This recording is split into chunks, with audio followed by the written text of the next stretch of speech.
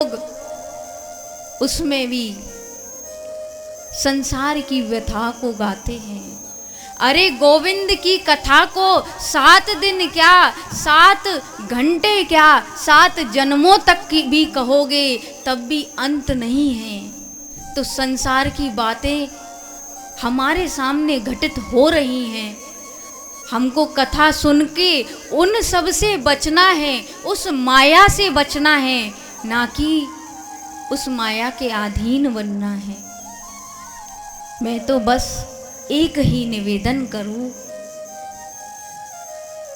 कि गोविंद की कथा कोई मनोरंजन नहीं। इस कथा में इतना रस है, बस शर्त इतनी है कि गोविंद को जानना है तो महाराज गोपी भाव बना लो, मन से गोपी बन जाओ, तब गोविंद समझ में आएगा। बुद्धि से गोविंद की लीला सुनी नहीं सकते, समझ नहीं सकते।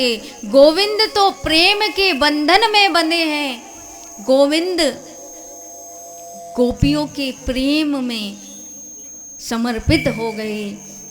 तो गोविंद की कथा हमको प्रेम से, हृदय से गोपी बनना पड़ेगा, तब समझ में आएगी। इसलिए इन 7 दिन मानो कि गोविंद जगत पिता हैं, जगत पति हैं, हम उनकी गोपी हैं। न नर का फर्क है, न नारी का, सब भगवान के लिए गोपी है। इसलिए ये कथा कोई मनोरंजन का साधन नहीं।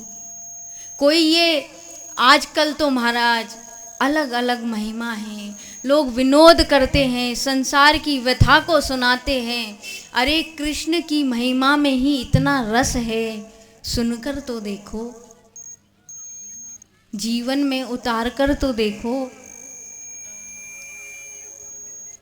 अगर जीवन में गोविंद समझ में आ गए तो संसार की समस्त चीज फीकी लगने लगेगी। इसलिए हम और आप, ये अद्भुत सत्संग है। इस सत्संग में बड़ा सुंदर भाव है। बहे सत्संग का दरिया, नहा लो जिसका जी चाहे।